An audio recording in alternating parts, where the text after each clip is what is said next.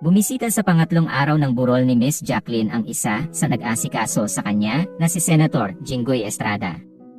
Kasama din ni Jinggoy ang ilan pang mga kaibigan ni Miss Jacqueline Jose. Agad naman na sinalubong ni Jake Ejercito ang kanyang tatay.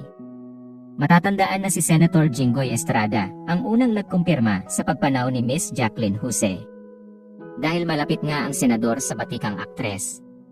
Samantala una nang nagbigay ng pahayag hinggil sa pagpanaw ni Miss Jacqueline Jose ang kapwa-senador ni Sir Jinggoy na si Senator Robin Padilla. Dito ay sinabi ni Robin Padilla na nagulat din sila dahil kasama pa nila si Miss Jacqueline noong Eddie Garcia Bill. Nangako naman si Sir Robin na kanilang bibigyan ng pagkilala ang kahusayan sa pag-arte ni Miss Jacqueline Jose.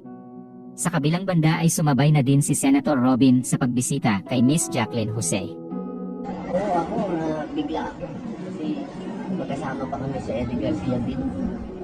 Siya pa yung mga nag-rally ng mga artista pumunta doon sa Abu City.